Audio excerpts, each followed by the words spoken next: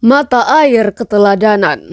Para sahabat Nabi Shallallahu Alaihi Wasallam, tabiin, tabiut, tabiin, dan para ulama adalah sumber inspirasi kehidupan. Kehidupan mereka laksana mata air keteladanan yang tidak akan pernah kering. Pola pikir dan perilaku sehari-hari dapat menjadi teladan kita hari ini menghadapi kehidupan. Di tengah gejolak di kawasan Teluk saat ini, sahabat Nabi Shallallahu Alaihi Wasallam Ali bin Abi Thalib dapat menjadi contoh terbaik bagaimana sikap terhadap sesamanya termasuk kepada lawan-lawan politiknya. Ali bin Abi Thalib, pemuda pertama yang masuk Islam, telah memperlihatkan keberanian dan keteguhan sikapnya. Sejak menggantikan Nabi Shallallahu Alaihi Wasallam di tempat tidurnya ketika Nabi Shallallahu Alaihi Wasallam bersama Abu Bakar As-Siddiq hijrah dari Mekah ke Madinah, pemuda Ali tidak gentar menghadapi ancaman dan bahkan persekusi dari kelompok Quraisy Mekah yang menentang misi kerasulan Nabi Shallallahu Alaihi Wasallam. Ali bin Abi Thalib merupakan sepupu Nabi Shallallahu Alaihi Wasallam. Ayahnya Abi Thalib merupakan kakak dari ayah Nabi Shallallahu Alaihi Wasallam Abdullah. Ibunya bernama Fatimah binti Asad, masih keturunan Hashim bin Abi Manaf. Ali sangat dekat dengan Nabi Muhammad Shallallahu Alaihi Wasallam sehingga kedekatannya membuatnya termasuk ke dalam golongan awal yang masuk Islam. Dikutip dari nu.or.id, awal mula kedekatan Ali dengan Nabi Muhammad Shallallahu Alaihi Wasallam adalah saat paceklik dahsyat melanda kaum Quraisy di Mekah. Nabi Muhammad Shallallahu Alaihi Wasallam yang mengetahui banyaknya keluarga Abi Thalib prihatin dengan kondisi pamannya itu dan mengajak Abbas, paman Nabi yang lainnya termasuk konglomerat Bani Hashim, untuk setidaknya meringankan beban Abi Thalib yang ikut membantu pengasuhan anak-anaknya. Menurut Ibnu Atsir, mengutip pendapat Ibnu Ishaq menjelaskan bahwa paceklik yang melanda saat itu menjadi nikmat tersendiri bagi Ali bin Abi Thalib. Sebab karenanya Nabi Muhammad membawa Ali sehingga ia bisa lebih dekat dengan Nabi Shallallahu Alaihi Wasallam setelahnya. Menurut Ibnu Katsir yang juga bersumber dari Ibnu Ishaq, ketika Nabi Muhammad Shallallahu Alaihi Wasallam mengajaknya masuk Islam, Ali bin Abi Thalib saat itu juga hendak mengkonsultasikannya kepada ayahnya, Abi Thalib. Sebab ia pikir ia tidak bisa membuat keputusan sendiri terkait hal ini dan harus bertanya pada ayahnya terlebih dahulu. Namun hal tersebut dilarang oleh Nabi. Malamnya Allah memberikan keteguhan kepada hati Ali untuk masuk Islam, dan paginya ia mendatangi Nabi Shallallahu Alaihi Wasallam dan mengatakan keislamannya. Ali bin Abi Thalib memiliki beberapa keutamaan, di antaranya, pertama, orang kedua yang masuk Islam setelah Khadijah. Ali bin Abi Thalib adalah orang kedua yang memeluk Islam. Menurut riwayat Ibnu Ishaq, suatu ketika Ali berkunjung ke rumah Nabi Muhammad dan melihat Nabi serta Khadijah sedang melaksanakan sholat. Ali pun bertanya, "Apa ini wahai Muhammad?" Rasulullah Shallallahu Alaihi Wasallam kemudian menjelaskan tentang Islam kepada Ali dan akhirnya Ali menyatakan keislamannya. Meskipun ia menyembunyikan hal tersebut karena khawatir terhadap ayahnya. Kedua, banyak ayat Al-Quran yang berkaitan dengan Ali. Meskipun Al-Quran tidak diturunkan khusus untuk satu individu atau masyarakat tertentu, beberapa ayat memiliki asbabun nuzul yang terkait dengan peristiwa yang melibatkan Ali bin Abi Thalib. Di antaranya ayat-ayat yang turun berkaitan dengan Ali adalah surah Al-Hajj ayat 19-23, surat Ali Imran ayat 61, surat At-Taubah ayat 19-22, surat Al-Mujadilah ayat 12-13 dan lainnya. Ketiga sahabat yang paling dekat dengan Nabi secara nasab. Sayyidina Ali adalah sepupu Rasulullah Shallallahu Alaihi Wasallam dan juga seorang menantu setelah menikahi Sayyidatuna Fatimah, putri bungsu Nabi. Dari pernikahan mereka lahir dua pemuda ahli surga, Hasan dan Husain radhiyallahu anhuma, yang kemudian melanjutkan keturunan Nabi Muhammad atau zuriyah Nabi. Keempat, sahabat yang dijamin masuk surga. Rasulullah Shallallahu Alaihi Wasallam bersabda, ada 10 orang yang dijamin masuk surga. Abu Bakar di surga, Umar di surga, Utsman di surga, Ali di surga, Az-Zubair di surga, Talha di surga, Abdurrahman bin Auf di surga, Abu Ubaidah di surga, dan Sa'ad bin Abi Waqqash di surga. Hadis riwayat At-Tirmizi.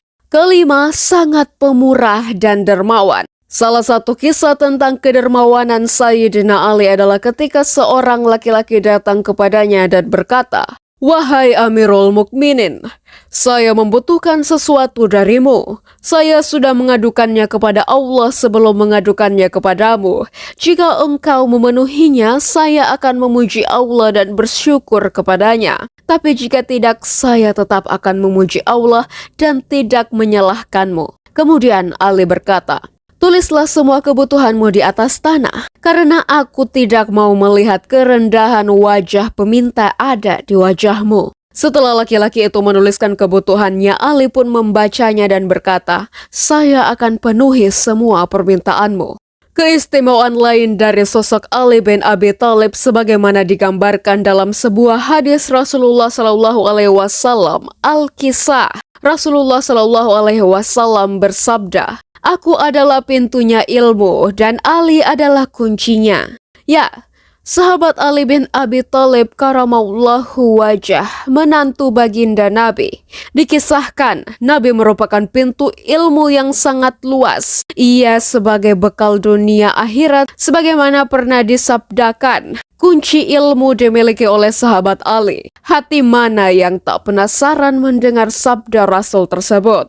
Rasa penasaran terhadap keilmuan dan kebijaksanaan Ali ini kemudian memunculkan pertanyaan dari mereka yang penasaran. Antara ilmu dan harta, manakah yang lebih utama? Ali kemudian menjawab pertanyaan mereka.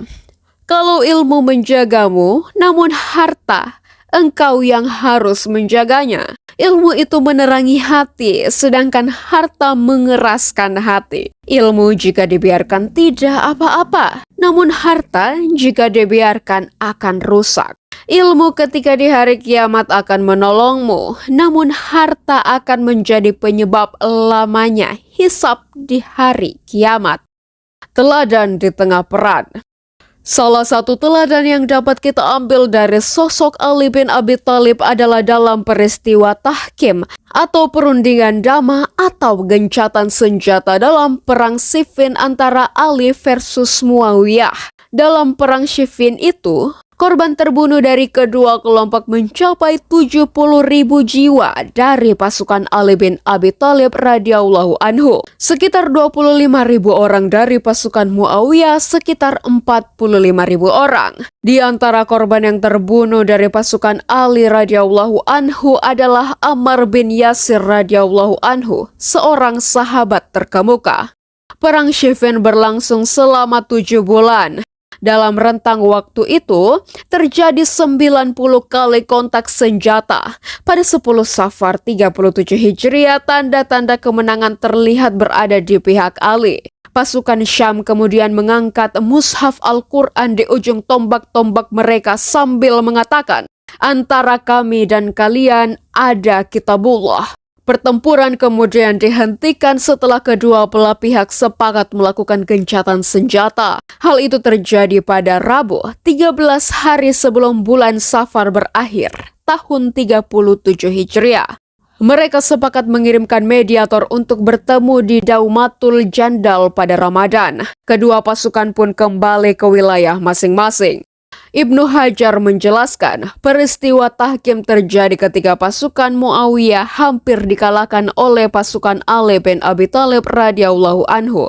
Amr bin Ash sebagai penasihat militer Muawiyah memerintahkan pasukannya untuk mengangkat mushaf dan mengajak pasukan Ali mengamalkan kandungannya. Siasat ini digunakan Amr bin Ash untuk mengulur waktu agar pasukannya dapat terjebak dari jepitan situasi yang mereka alami. Ternyata prediksi Amr bin Ash tepat. Ketika pasukan Syam mengangkat mushaf, pasukan Ali yang didominasi para ahli agama menjadi bimbang. Terjadilah perdebatan kecil di antara mereka. Akhirnya Khalifah Ali bin Abi Thalib radhiyallahu anhu menerima ajakan Muawiyah untuk melakukan tahkim dengan keyakinan penuh bahwa kebenaran dalam genggamannya. Ali bin Abi Thalib radhiyallahu anhu mendasarkan keputusannya pada kisah Hudaybiyah. Tatkala Nabi Muhammad SAW menyetujui ajakan damai suku Quraisy, Padahal kemenangan sudah di depan mata dan sebagian sahabat memilih diam hingga mereka tahu bahwa perintah Nabi Muhammad SAW untuk berdamai itu benar. Ibnu Sa'ad menuturkan bahwa pihak pasukan Syam mengangkat mushaf dan meminta penyelesaian masalah dengan merajuk kepada Al-Quran. Kedua kubu pun menghentikan perang dan saling menyerukan perdamaian. Mereka menyerahkan perundingan kepada 2 orang hakam atau mediator yang ditunjuk menjadi juru bicara. Ali bin Abi Thalib radhiyallahu anhu menunjuk Abu Musa al-Asy'ari, sedangkan juru bicara Muawiyah adalah Amr bin Ash. Kedua mediator bertindak sesuai dengan ajaran Islam yang memerintahkan untuk mendamaikan orang yang bersengketa, saling mengasihi, serta kembali kepada Al-Quran dan hadis Nabi SAW ketika terjadi perselisihan.